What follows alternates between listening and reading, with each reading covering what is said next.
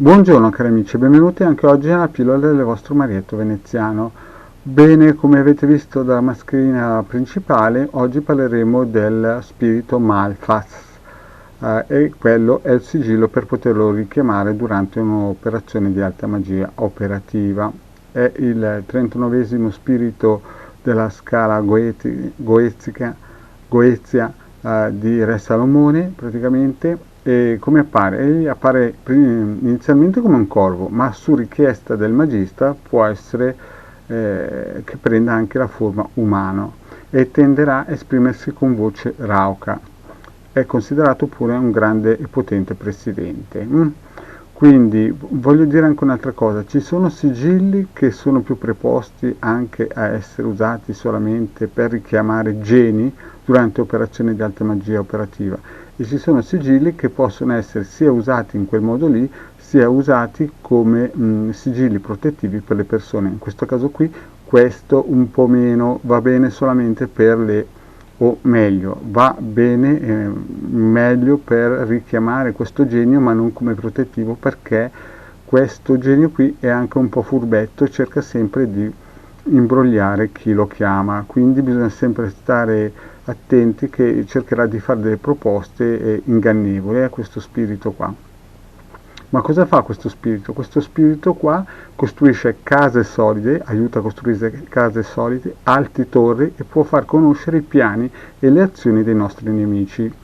E quindi è anche in grado di fornire gli spiriti di comando, pronti a obbedire e a sottomettersi a qualsiasi richiesta. Quindi è non diciamo un double face, ma con le giuste operazioni e l'esagramma come ho fatto vedere e questo sigillo si può chiamare questo Malfas e sottometterlo ai nostri comandi. Però non è proprio un sigillo ideale per essere consacrato a una persona sola, è più che altro per richiamare il genio e farsi ubbidire per varie operazioni, ma non è da dare a una persona, è consigliabile non darlo.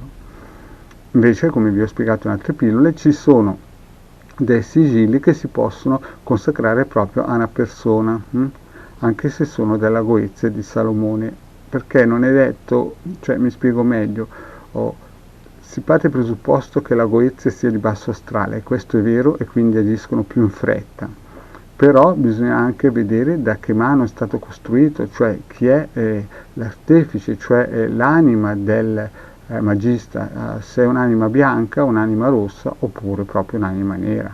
Quindi di conseguenza anche il genio acquisirà certe vibrazioni e sarà, come si suol dire, istruito a fare certe cose. Quindi questo Malfas è sì un sigillo da considerare, però è un sigillo che serve solo al magista per poter in un certo senso attivare delle richieste per sottomettere altri spiriti o per aiutare delle persone a costruirsi la casa o avere conoscenza di pensieri dei nemici, di strategie dei nemici.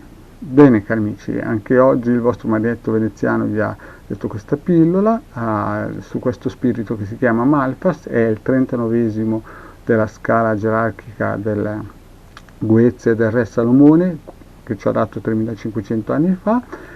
E per il momento è tutto, vi ringrazio di avermi seguito fino adesso, vi chiedo, se non vi siete ancora iscritti, di iscrivervi al canale di Hildegard di Marietto Veneziano, oppure di andare nel gruppo di Facebook qui sotto in descrizione e di venirci a trovare appunto nei gruppi di Facebook. Grazie e ciao!